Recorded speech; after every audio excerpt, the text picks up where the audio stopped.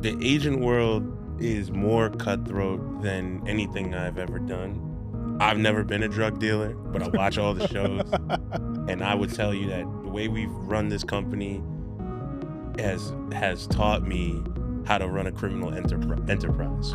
So I started my first lawyer job September 15th. I called my business partner on September 17th.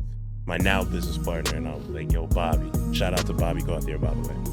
It's like, you want to do this? And he was like, what do agents do? And I was like, why him though? Why'd you call him? Because I knew he knew how to recruit, and I knew he had that killer instinct. You're gonna work on them with their training. So like this guy, like you think he has everything except the skating. So we gotta get him a skating coach. So we got people that like we rock with that we think will do a good job. Or like this guy, he has all the skill, he has all the intelligence, but he's soft. Like he's not, you know what I'm saying? Yeah. So you're like, we want to cultivate that. So like, there's certain coaches that you're gonna recommend that they play for in season that are gonna try to bring that out of them. Who would you say is I don't know all the players. I think that NHL hockey is the best playoff sport there is. Like that goes undisputed. But who would you say is like who was like your GOAT growing up? Like, you know, did you have a GOAT growing up? Did you look at other black players that were in the NHL at the time and were like, I want to be like that guy one day, he broke barriers or he's there now? What was like your sort of North Star when you were like that young? Let's flat out. Big teams, big boys, alright? My highs and lows inherit growth, Mr. Deeds. Went from juggling 3 jobs to CEO like I'm Steve. Never been a rotten apple, call me John Appleseed. That's how I bleed. I can see no other man can judge me. Call him Mike, Mr. International, getting cream. Single mother told me worth, and now I'm worth everything. Went from Wall Street to Abu Dhabi, straight rolling in a Maserati with women that feel exotic. My life too pristine. Man, you didn't have to do them like that, man. You didn't have to do them like that. It was film day. Yeah. We gotta make a statement. Exactly. We gotta make a statement. What's going on, man? Let's flat out.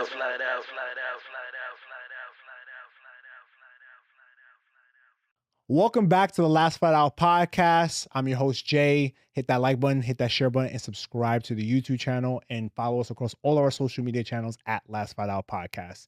You can follow me, Jay, at JLubriel26, and you can follow Mike, who's here in spirit, at If Mike Was Here. But I'm not here alone. This person I've wanted here for quite some time on the podcast. This is someone who's been a big brother to me since law school.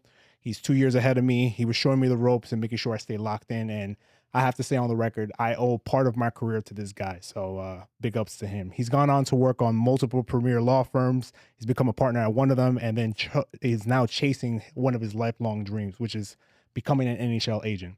He's a father, he's a loyal husband, a great friend, and an overall great human being. So season 5 kicks off with my brother, John Osei Tutu, otherwise known as Cheap Ozzy, man. What's up? How's it going, man? Thanks for coming, man. Thank you for having me, bro. Yeah, Thank man. you for the kind words. I did you justice, right? I kept all the BS out of the way from law school. You know, you were hard ass on me, but that's good. That was for good reason. Yeah, exactly. The way we like to start off our shows with our guests is usually ask a little bit of an icebreaker question. So I'm gonna just give you a phrase or a word, and you give me the first thing that comes to your mind. You ready? I think so. Okay. The phrase is starting over. My career.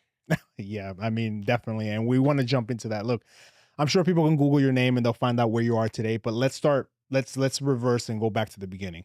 So you're from Long Island. You're a black guy, obviously. How the hell did you get into hockey, bro? Man, I've told this story a couple times.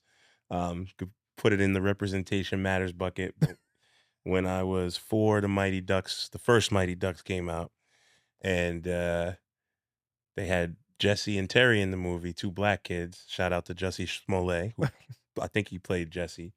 And I looked at my mom and I was like, yo, I want to do that. And I grew up in Freeport. So my mom took me over to the Freeport rec. They were like, you got to buy the equipment. My parents were like, you want to do this? I was like, yeah. Got into it, fell in love with it. That was the first ever life passion of mine, was to try to be an NHL player. I like to think I was a pretty good player. unfortunately, around 15, 16, I started dealing with some health issues, and I became a coach. And when I was a coach, I had the benefit of being around a lot of high end talent. I had the benefit of watching some of my peers go on to become pros, and some of them are still in the NHL. But I also watched guys that maybe were just as good, if not better, fall off. And, I was in college and I was in law school. I had been coaching my nephew and my nephew's peer group, and I watched kind of the same movie start over. And I said, let me see if I can make an impact. And that was when we decided to start the company. And you were like not interested in any other sport, like basketball, football. I mean, you could have played some football. You didn't like any of that? I mean, I like all of it, but I was really passionate about what I was into. So Okay, that's what's up. And what is it about like hockey that really drew you into the sport, and how did that like form the character, the type of person that you are today? so one of my catchphrases is like, you got to love the ones that love you back. And I definitely was not good at baseball. I was pretty good at soccer. And I ended up becoming a really good hockey player. And I think that was part of why I became so passionate about it. But I couldn't tell you, man. I just took to it very early on. Okay, cool. And when did you realize like, hey, I'm like the only kid who looks like me playing this sport? So very quickly, but when you're 3, 4, 5, Yeah. you don't necessarily internalize that. But you get older and then you start going to tournaments and you meet other kids. And I actually remember the first time I played against another black kid. His name was Milton Lyles. He's actually now an actor in New York. And Mans was on Oprah for being a black hockey player when we were like 12. Man, that should have been you. Man, That could have been you. Milton. So we went to this camp in Boston when we were like 13. They actually made us roommates. Yeah. Well, you could look at that. I'm just laughing. You could look at that two ways. You could look at that like, they're like, oh, let's stick these two in the attic. Or you could look at it and be like, oh, like they wanted us to be able to vibe out and, be yourself. yeah, or not even just Okay. like, share experiences, all of that. But there were others. Kyle Oposo, who's played a long time in the NHL. He's my age. I remember him coming up from Minnesota. Nowadays, there's a lot more of us in the game, but There is. yeah.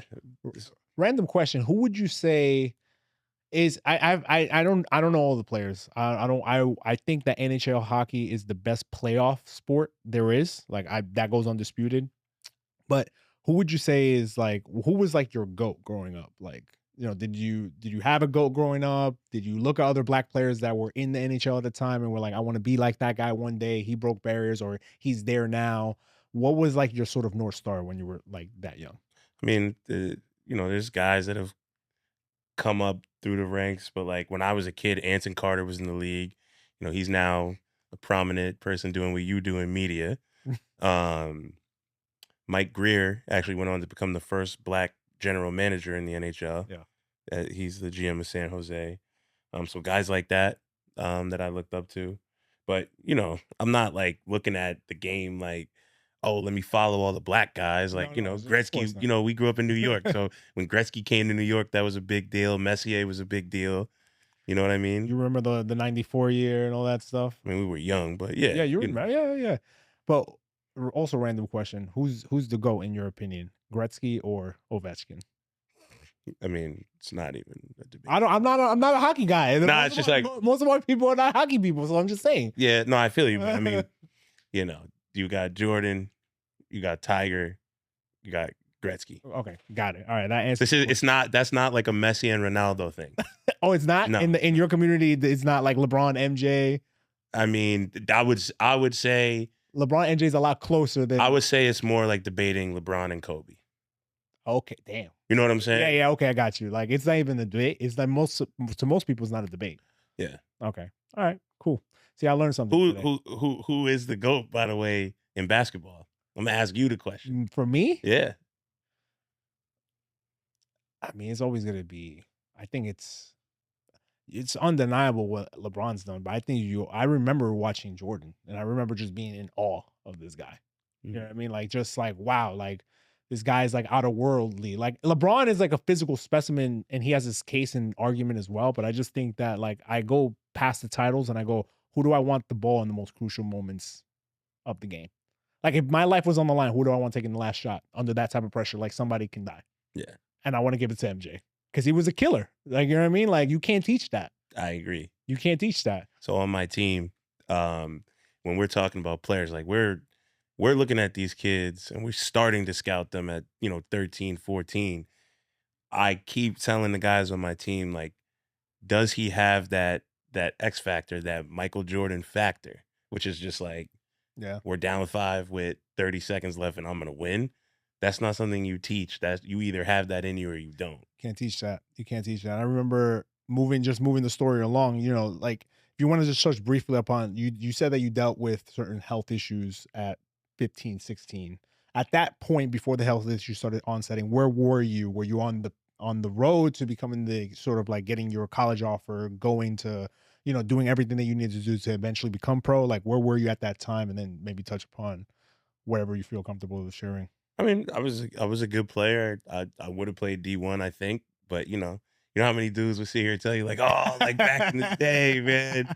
But you could ask the 88s that were around back when I was coming up. They'll tell you. Okay. Oh, they'll tell you. Oh, so you don't like to toot your own. All right. So, all right, cool. All right, cool.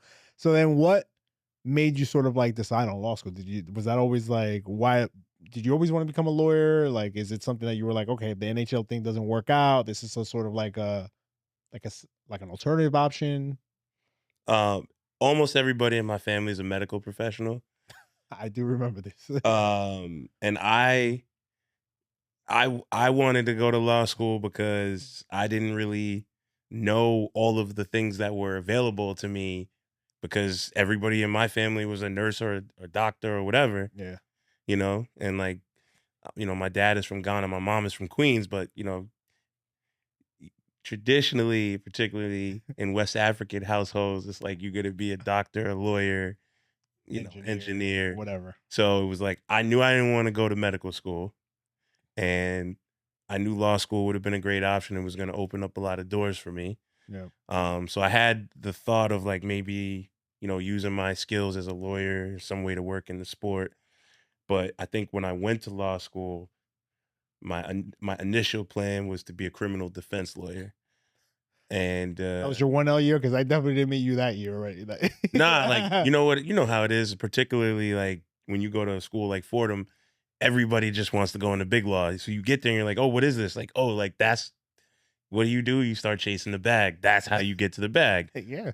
I'm talking to a big law guy right now. So yeah, so that was kind of what happened. And then you do the on-campus interviews, and then somebody gives you a job and you're like, this is more money than I ever made in my life. And then, that's what you do. It's the golden handcuffs for sure. But I just like, within a week of being in that world, I just knew like this wasn't what I wanted to do. To me, it was a means to an end. Yeah. I mean, look, just reversing it back. I remember my first day at Fordham, or my second day at Fordham, you were the first person I met at that lunch table. And you were like, you spoke to me. This is the type of guy John was. He started speaking to me like I had known him for a long time. I was like, who the hell is this dude? Like, who is this dude just talking to me like this? But honestly, man, you made me feel so comfortable, and you gave me an immediate group of friends. Even though they weren't my class here, when you guys left, I felt so lonely because I was only hanging out with the 2015s. Yeah, you graduated. I graduated with you guys. And at that point, by the time you graduate, I had the job secured in the bag already. STB was already in the bag. So it's like I had nothing like kind of left to like keep like kind of like what's the purpose of me coming to school, staying late, doing the happy hours on Thursdays, just building that camaraderie. But going back to your point about the X factor and the killer instinct, I think law school is also a perfect ground.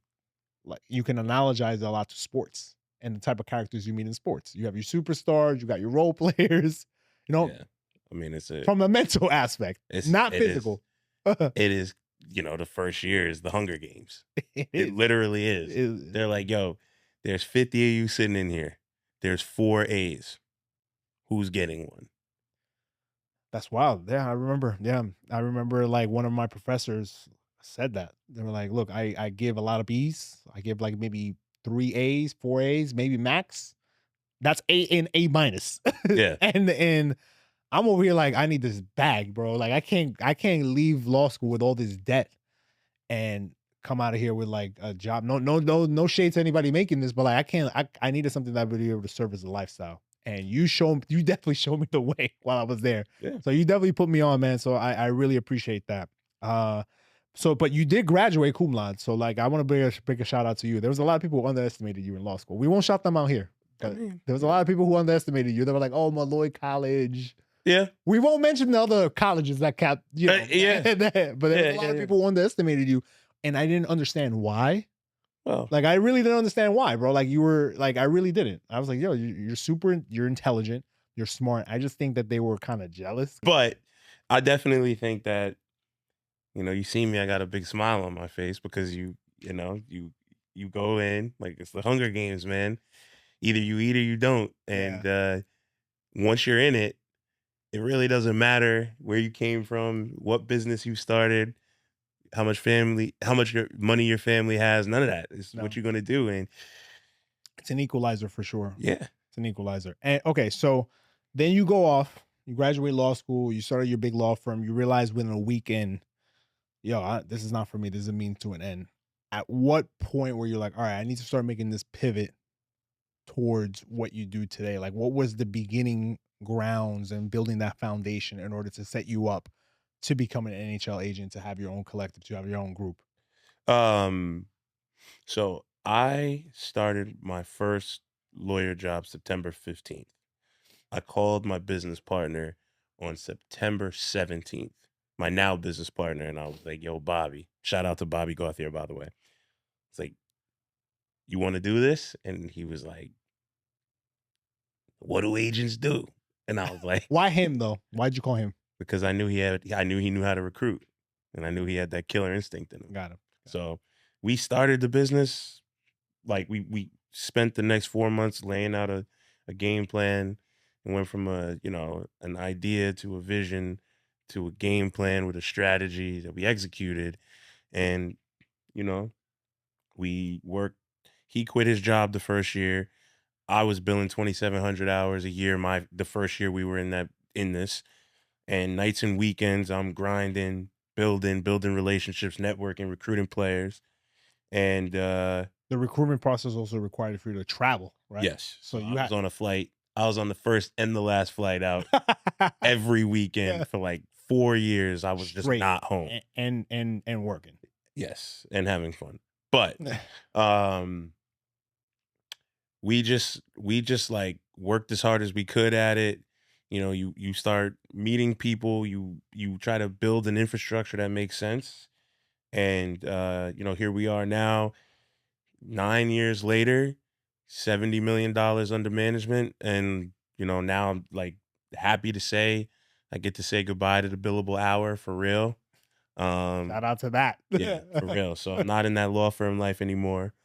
But honestly, I feel like I'm working even harder now than I was in the beginning. So I mean, that's how it always is, right? When you have but it's yours. So you don't mind slaving over it because it's yours, as opposed to maybe having something else as someone else's. You're like, I'm only getting but a small cut of this. I'm not really getting a lot of this. So it's like, what's the point of me doing this at the end of the day, right? So I mean, I'm super happy for you. But to roll it back a little bit, just to rewind a little bit, what were some of the obstacles that you faced in the beginning? Like, did you face any obstacles? Because I mean, I'm just gonna ask you point blank, period. Like, did you ever get any parents be like, what do you know about hockey? Just by looking at you, or like, did you ever feel that in a way or in a sense? Oh, definitely. Oh, okay. Definitely. But if you're gonna let me get on the mic, I'm gonna let you know about me. Right. So definitely, I think I use it as a weapon, because people take a meeting with us and be like, yeah, like these guys, their daddy didn't build them a business. They didn't play in the league. They don't have a roster of 9 million, players. Like, we just hustled. Right. So the way I used to tell people is like, look, you want to know about the game, we could talk about the game. But like, forget about what everybody else is doing. Let me talk about what we bring to the table and what we can do for you. Right. And from day one till now, we say the same thing. Like, the smart people go with us. and the smart people stay with us. And you're seeing some of those smart people really benefiting from the association with us. Right. So now it's easier, but you know, look, I'm a black guy from Long Island, New York, and I was 27 years old, and I'm on a flight to Minneapolis and driving up to Duluth, Minnesota to go sit down with a family. And like, it's not lost on me that I might be the first black person that this kid ever spoke to, Right. but those aren't like hurdles. Those aren't obstacles. That's not adversity. That's what's on the chessboard. How am I going to win the game? That's a great way to think about it, man. And what are some of the things that you okay, so you were a lawyer before this, and then you're an agent. So what are some things that were some sort of misconceptions that you had about becoming an agent? What are some of the things that you learned about being an agent? Were there some things that you were like, damn, like I really didn't see this coming? Like what's that world like? Because you see ESPN, you see all these guys reporting, seems all chummy and stuff like that, but the agent world is kind of like that first year of law school, right? The agent world is more cutthroat than anything I've ever done. I've never been a drug dealer, but I watch all the shows, and I would tell you that the way we've run this company has taught me how to run a criminal enterprise. You know, except that like, so we have territories, we got places that we have. I would say we have on in a stranglehold. Like I'm from Long Island. If you come to recruit a player on Long Island, like I'm not gonna lose. I'm not supposed to lose that. Right. You know, my business partner Bobby, he's from Boston. There's a lot of agents in Boston. Yeah. So we had to knock off some of the big dogs to get relevant there. Right. But when you leave, you at a game, and when you leave, or your client's dad goes to the bathroom and another guy's following him in the bathroom, be like, "How you doing, Mr. So and So?" Like a business card. Yeah, it's really like it's like that. So you gotta like we've had guys that have come to join our group that have wanted to work with us that I thought would have been really successful. And the first time they walk into the arena and another guy looks at them a way they don't like, and they're like, "Yo, this ain't for me." So you gotta be ready to go to war.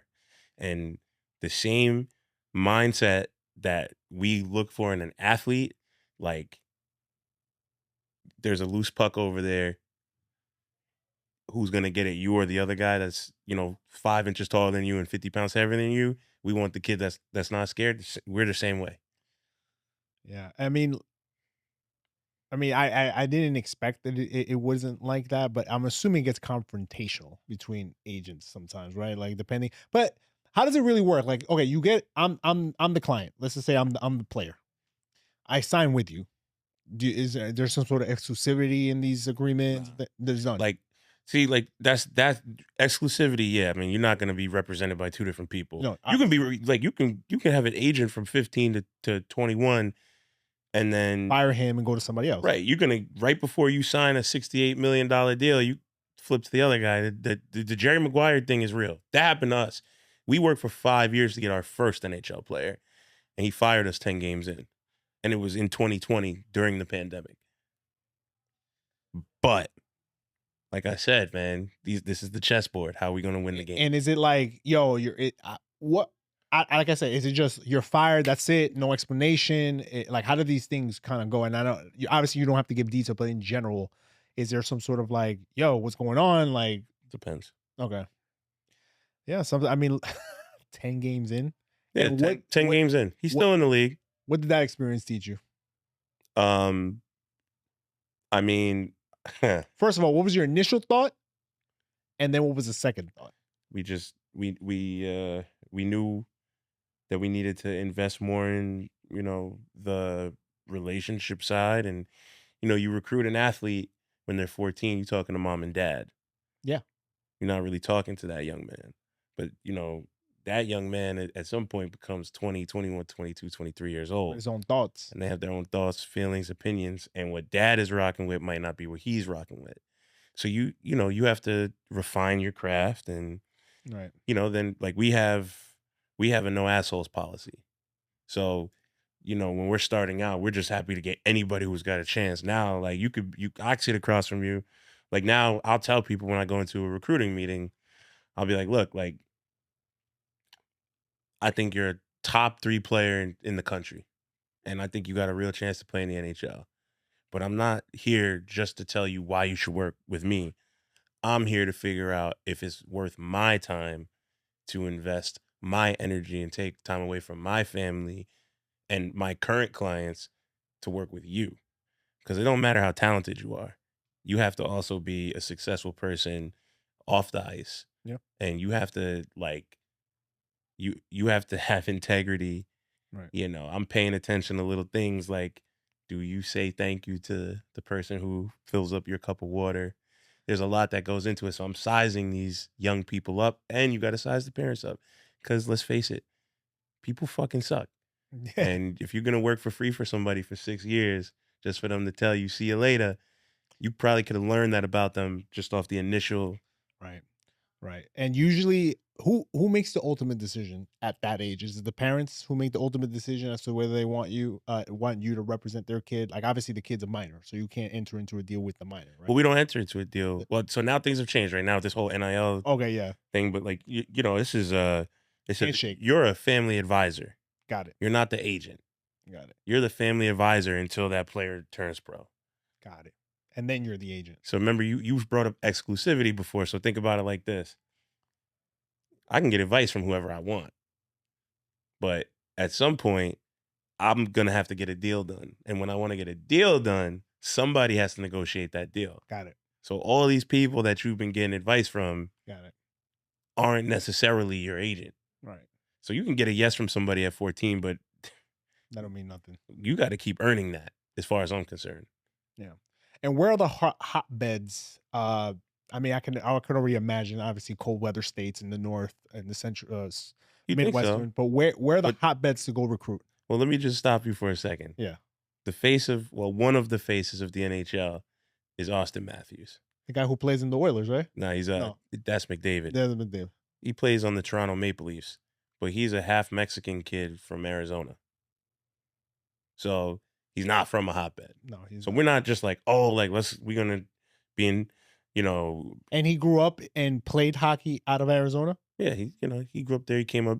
He spent time in Europe. He played in the U.S. development system. Yeah.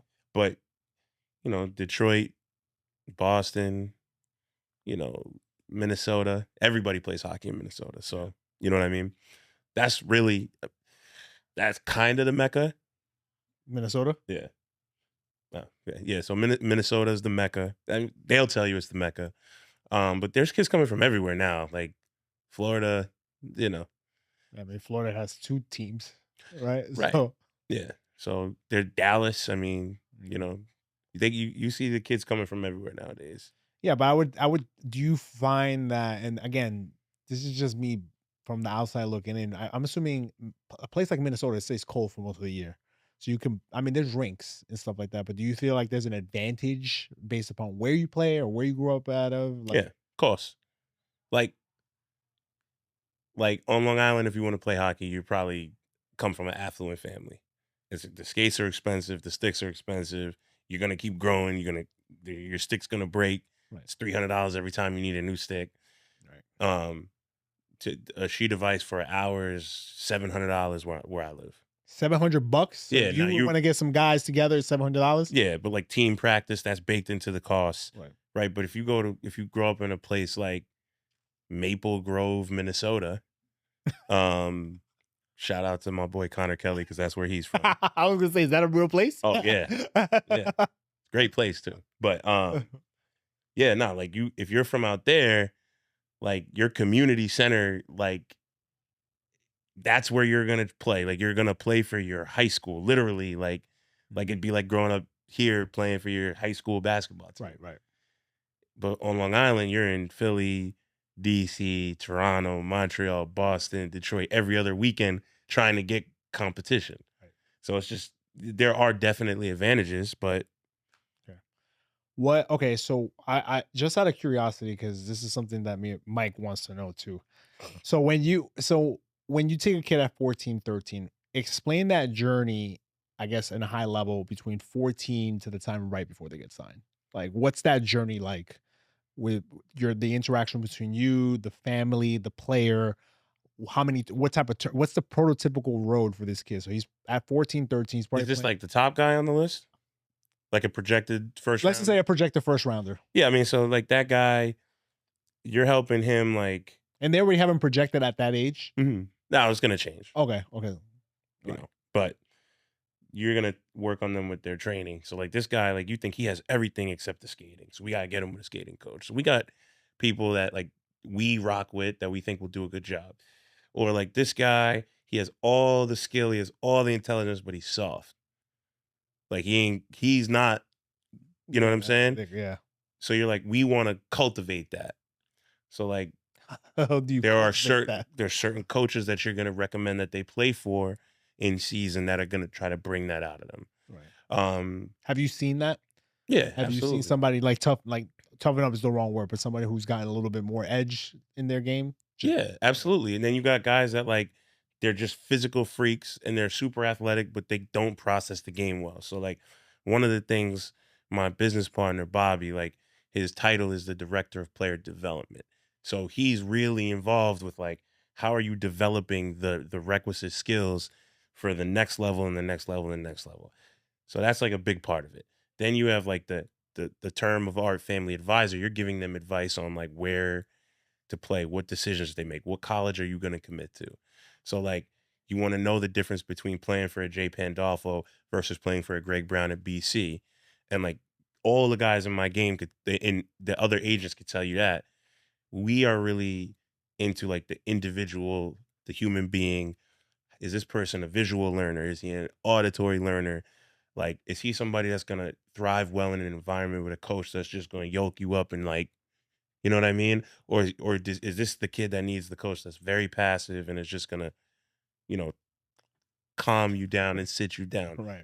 So these are critical decisions that impact the maturation of the athlete. There's academic components of this. There's geographic components of this. You know, a kid that's growing up in Connecticut may not want to go to Shattuck St. Mary's in Minnesota. They may want to go to a school like Mount St. Charles. Even like at that age, negotiations are a thing. You sitting there talking to this school and that school, and this school's like, oh, it's going to cost you $15,000. And you're like, okay, but mom and dad got to fly out 6 or 7 times a year. So we got to factor that into this cost. Whereas this school might not be as good. The costs associated and the ecosystem that we've built in that region allows us to supplement. So there's a lot of critical decisions. Then you're like, do I go play for the U.S. national team at 16? Is that a I would think that's a no-brainer. Is that a no-brainer? So let me ask you this. Okay. If every single kid that's on that team is used to being the first line center. I don't know what that means. Break it down. So in hockey, you got the first line, the second line, the third line, and the fourth line for forwards. Oh, the ones who come out in and out, right? Like yeah. Well, just you go as a unit. As a unit, yeah. So your whole life you've been first line, you play center. You get there, and now you are the fourth line left wing. Is that the best place for that player to go develop? No, it's not. Maybe, maybe not. But see, that's the role of the family advisor. That's how you're earning the business of this athlete. Now, don't get me wrong. You're going to sit there and tell some family, like, look, I know you just got this contract. You're going to represent your country. And we're sitting there, and Bobby's looking at the dad training face, and he might be like, look, I'm going to be honest with you. You don't want to take that contract. And they'll be like, what? That would be my reaction. Correct. Naturally, you wouldn't understand that. But that's why I keep going back to the same analogy. We're sitting there with the family like, look, this is the chessboard. This is everything that you need to know that you wouldn't have found out until you went through it. And now let's make an informed decision. Right. The same skills that you would apply if you're figuring out a litigation strategy or how to close a deal. That's how we approach it. Right. It's issue spotting. And then coming up, anticipating needs and coming up with solutions. Yeah. And having a risk allocation. I'm sure there's some parents that are like, F it, we'll still go. Yeah. Right? Oh, 100%. Right. And then there's some kids that might be, no, I won't go, but that may have been the wrong decision. You never know, right? How it can play, right? Exactly. So, I mean, that's interesting to say that. Right. Yeah. But we're also building the brand of the athlete. So eventually you're going to get to the draft year. And we tell them your target audience is What's each of the 32 what's the teams. draft eligibility for hockey? Basically, what functionally is your senior year of high school. So you're 17 years old. Oh, you can go going in high into your school? eighth. No, but that senior year is your draft year. Okay. That fall, the teams are watching you with the intention of drafting you. Okay, got it. Obviously, there's some nuances, but I'm just trying to. Yeah, you're right. So in that year, where you're playing, who you're playing for, what role you have on that team, do they have the development resources available so you can level up the things that you don't necessarily have? Are you going to get the views that you need? And then here we are. Now we have to tell a story. Hey, Detroit Red Wings, here's why you want to draft this player. And that's where having that 4-year runway from when you first had that first conversation with them together as a team, this is what we do.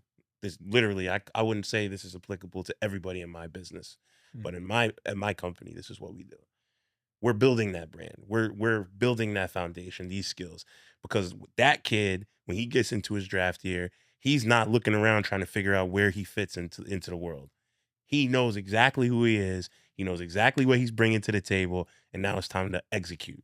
Right. And yes. Same way, when you walk in to Fordham Law School and somebody's giving you the right outlines and tells you like, "Yo, this is what the exam's gonna look like," Right. it can make a big difference. Yeah. It can save you 10 minutes, which makes all the difference in the world, writing 10 minutes more than somebody else, right? So, absolutely. Or just knowing that like, yo, they don't really care about spelling.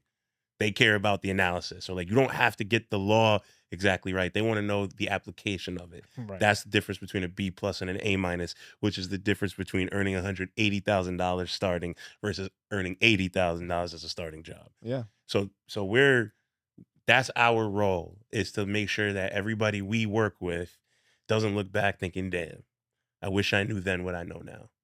Yeah, you want to give them all the information. And okay, so they're at draft. You're at the draft, and shout out to you, man. You just had somebody go in the first round this past year, so congratulations on that.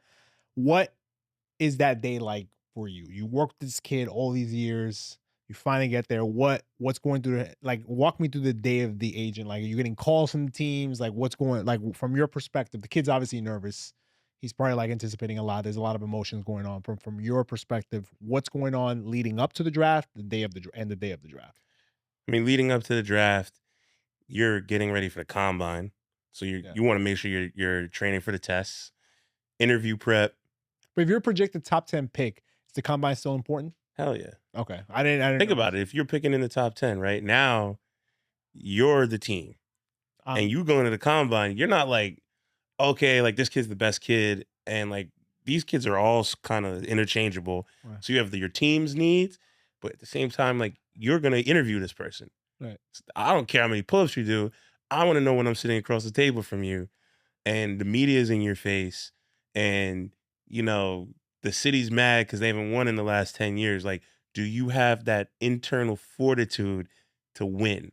Because my job is on the line and I got to pick you or that kid. We want our guys to be prepared for that.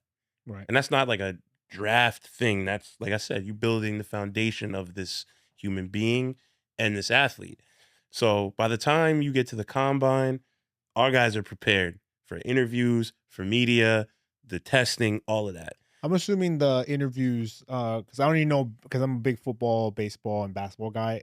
I'm assuming that they'll sit with the GM, the coach, and they'll ask them questions about the game, how they see the game, how you process the game, and they'll test them that way. Yeah, but they'll ask you about your social media. Yeah, that's true. They'll ask you like, why did you change agents? Why are you wearing those shoes?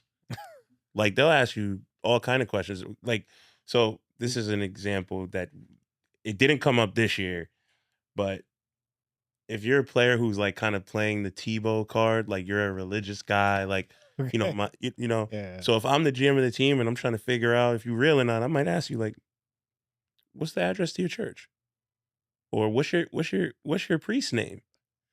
And if you don't know the answer to that, what am I like? I'm not going to be impressed. Now I'm like, I don't know if anything about you is real. Right. See what I'm saying? Right. So authenticity is a big part of it. But like going back to your question about draft day, I mean, the work has been done. nobody. I mean, sometimes you'll know like this player's not going to get past this team, but like if you're picking third, you might not want to tell the agent of that player like, yo, like we're taking him because he's going to turn around and call 2-1 and be like, yo, you better step up because right. or like to the team that's picking fourth, which is where you want him to go. Right. Like, yo, you're gonna have to trade up because they're gonna do it. But so you don't know. Let me stop you right there. So in other sports, I don't know if this happens in hockey. How is it that players can get away with, I don't want to play there?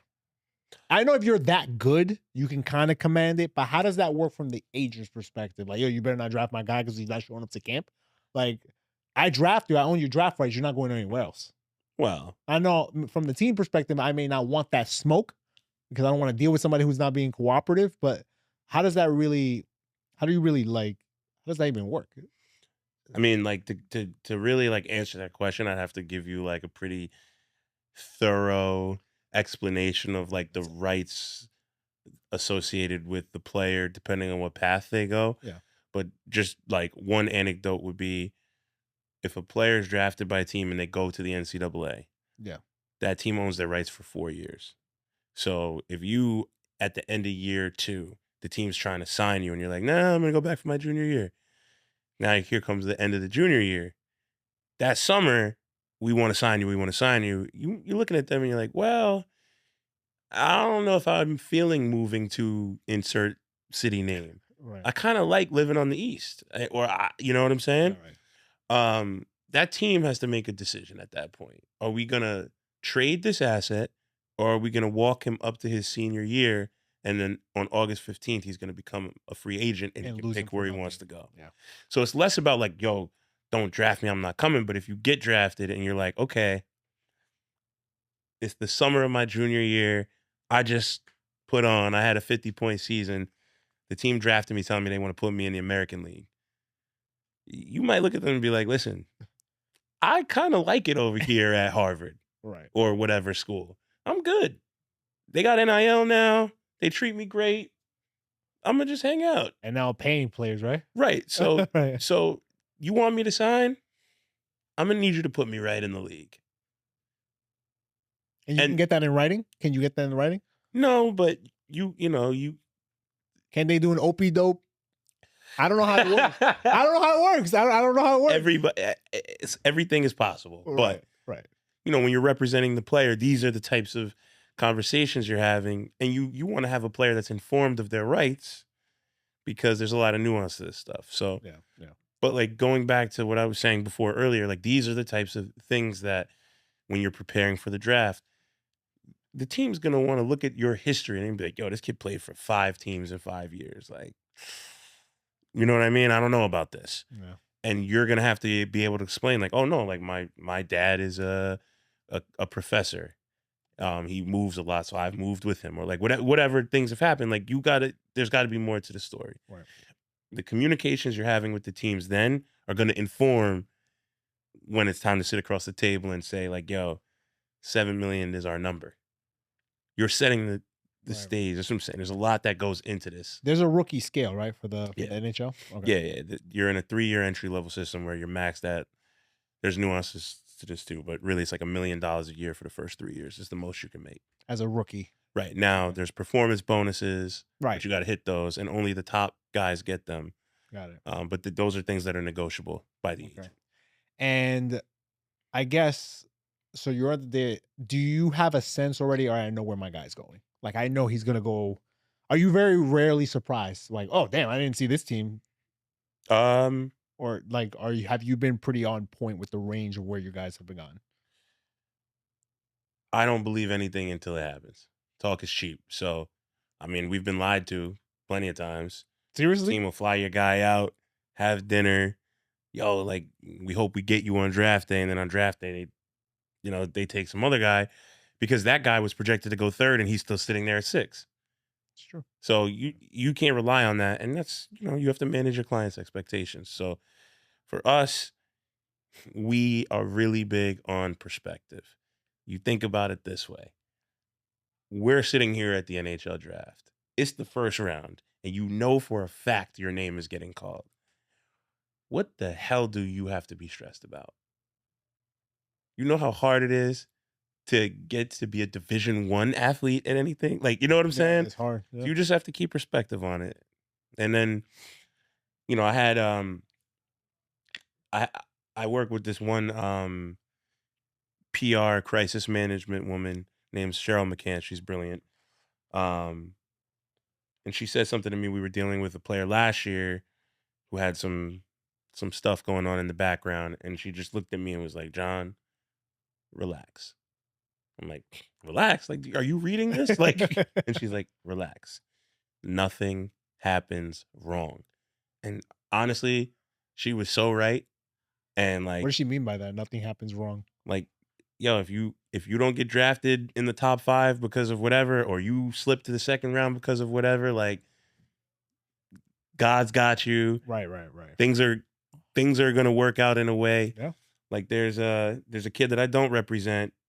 He just won the Rookie of the Year, and he was passed on by every team twice. He went at the end of the second round, and this guy just won Rookie of the Year.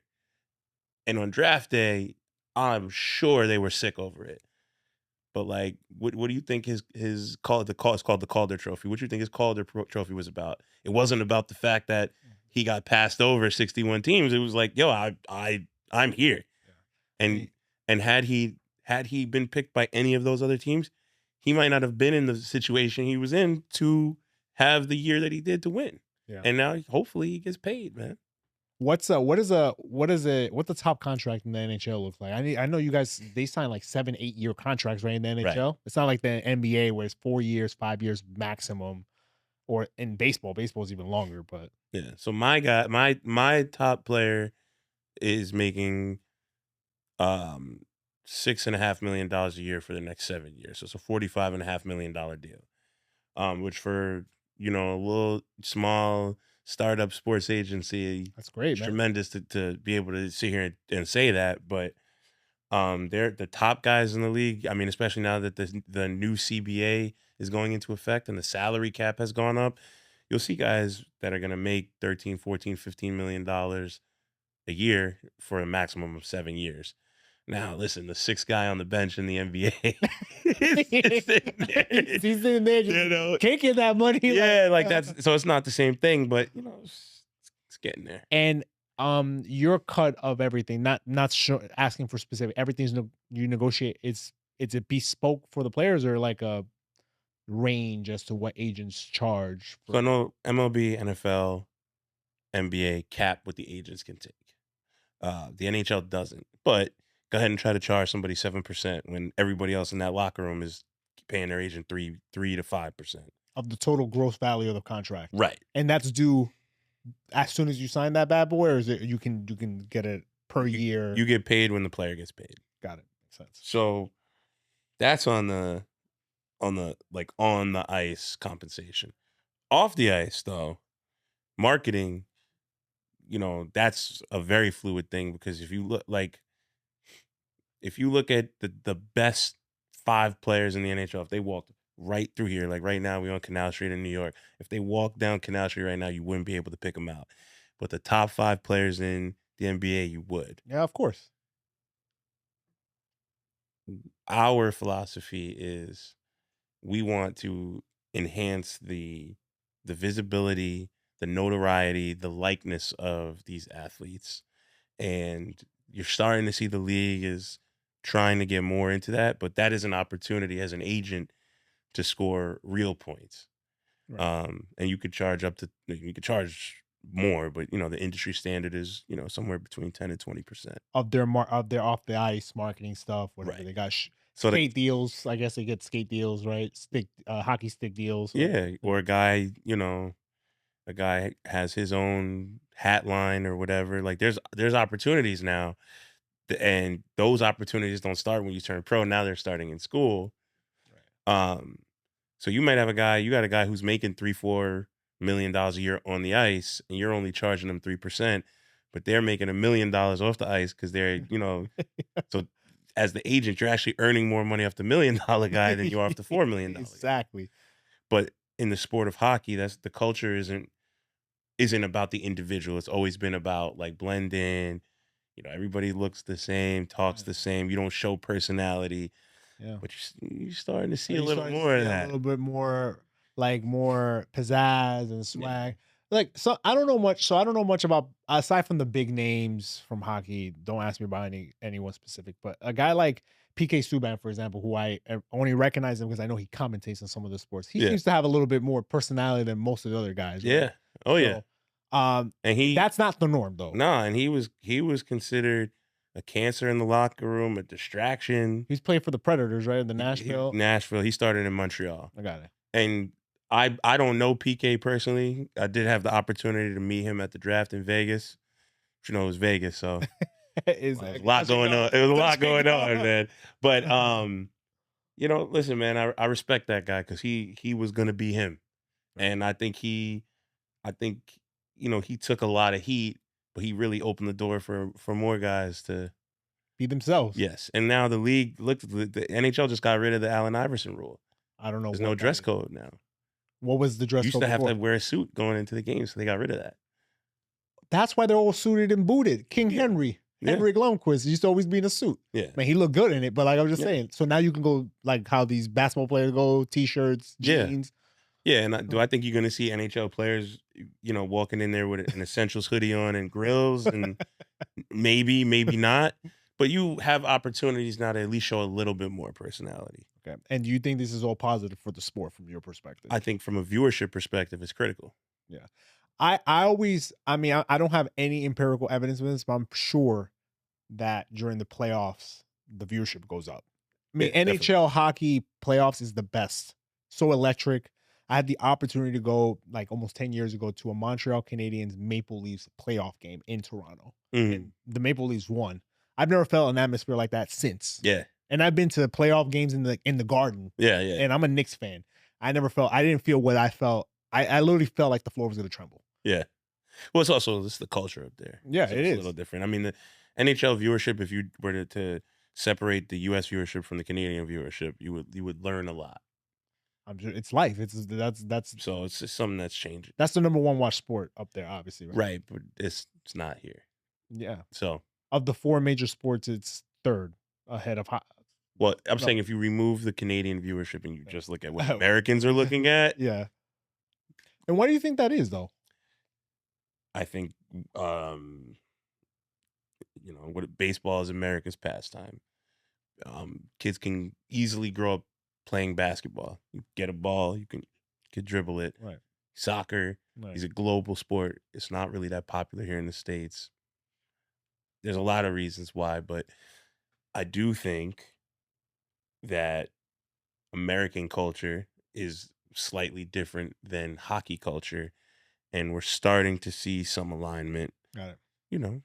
And the more personalities the players show, the more people talk about what's, you're not going to hear about a guy in the NHL's mom hooking up with one of their teammates like you might in the NBA. It's true. But like those type of things, like when you're sitting in the barbershop, if you start hearing about like this kid that grew up in Boston and he didn't get drafted by the Bruins and he's popping off on Twitter to just like, oh, I can't wait to we playing the Bruins next week, blah, blah, blah, blah, blah. You might hear about that in the barbershop and then be like, yo, we're at the bar, like throw that on. I want to see what happens. Right. I feel like you don't really see that. You see that in UFC. Oh, absolutely. You see what I'm saying? And in the NFL happens. Right, in the NFL. Cornerback, wide receiver matchups all the time. Exactly. Players to players in NBA. LeBron is coming back to Cleveland. These are stories. Right. And I think that there are a lot of stories in the NHL, but because the culture is very much about the collective as opposed to the individual, you're missing that sauce that's going to get people to be like, oh, like, did you see what he posted? Right. This is going to be interesting. Like, I'm going to pay attention to this. And then I do think the game sells itself. I think when people sit there and they pay attention to it, they're like, yo, like, actually, like, so shout out to my boy Josh Stone, by the way, because he actually came up with the concept for this. He brought Bobby Schmurder to a Ranger game. Icy Ventures, right? That's right. And he what was the idea behind that? He grew up playing the game. We were teammates when we were kids. So he's gone on, he's got a music career and other things going on, but he was like, yo, like I think that if you get American culture to focus on this, you're gonna get people to like it. So he brought Bobby to a Ranger game, and Bobby, I could be misquoting it, but my apologies for him, but I'm pretty sure what Bobby Schmurder said was like, yo, this is like gladiators on ice. It is. And he's a fan now. Yeah. But not only is he a fan, he's talking about it. He's wearing the jerseys at the shows, and his fans now are like paying attention to it. Right. So I think that we still have a way to go, but you're seeing it. Yeah, I mean, there's definitely a way to go for sure, and it's. I mean, people just need to watch it more than often than not. But I definitely do believe that it's just a sport. When I saw up close and personal, I was like, "There's no tougher athlete than a hockey player." I mean, you're fighting on skates. I don't even want to see what you do when you got two sneakers on. You know what I mean? Like, so, and why is it real quick? Because then I have one more question to ask you. Why is it that they allow? I never understood this. Why they allow them to fight? Why do the refs allow? Is it self-regulation? Just let them out. Don't let it have it pent up. Then I'm gonna throw you into the box, and that's it. I think I don't know. I wasn't around when the Right. sport I'm just was saying, invented, but you grew up. But this has been ingrained in the fabric of the sport. If that guy is my team's best player, that's our $11 million guy, and you hit him, you're paying for that. So When you hit him like legally or I can't touch him at all. Like, come on, it's hockey. You're a Rangers guy, right? Yeah. Somebody takes a run at Panarin. Oh, I'm dependent. Right. You You're not supposed to do that. Okay. You're just not, you know It's what I an mean? unwritten rule. It's written that it's going to cost you 5 minutes for fighting. Okay. But like that, and you don't see enforcers in the game like you used to, where like that's the guy, like he's here to fight. But there are guys that can play, like Ryan Reeves can play. He didn't make the NHL just because he can fight. You know what I'm saying? Right. But if Ryan Reeves pulled up on you on the block, you're gonna be shook. Like you understand what I'm saying? Right. There are still tough guys in the game. They just happen to also be very talented. Right. Okay. But yeah, so like as far as letting them fight, I mean, you know, there's probably a larger conversation to be had about CTE, and like there are players that even guys that I idolized as a kid that we're seeing that, you know, are dealing with a lot of demons associated with the wear and tear on their brain from being an enforcer in the league. But do I think fighting is going anywhere? Not anytime soon. For the same reason in the NFL, like these dudes just beat the crap out of each other every Sunday. Yeah, that's it. But this is all the entertainment business. Yeah, for sure. All right, so to cap it off, we are gonna ask you the question that we ask everybody. So, what would you say, John, is your last flight out moment? Sort of that moment. Had that not happened, you wouldn't be right now where you are with OTSG, with the $70 million under management. Like, what was that critical moment that you're like, I'm thankful that happened, or I'm thankful that I took that risk? So, you know, I have the benefit of going through all of the experiences of being a young entrepreneur and trying to build something. And I know the stress associated with that, but I didn't do it by going all in. I've worked as a practicing lawyer the whole time. So I've been burning the candle at both ends. And I could say this with my chest. It was the worst thing that happened to me, and it happened twice. I got fired from my job, my day job, with a pregnant wife at home twice. I remember that. And both times, I probably would have just continued on the path I was on had that not happened. And I ended up falling upward into situations that allowed me to learn new things, new skills that could have been applied to my agent practice, or meet people that blessed me in ways that helped me. So I'm not going to name the firms that fired me. Oh, we know them though. Don't worry about it. But you could check my LinkedIn if you really want to know. So shout out to y'all. Congrats. You missed. And I'm those are my last flight out moments. Man, thanks for that. So why didn't you tell the people where they can find you, what you got going on with OTSG, and then we can wrap up from there.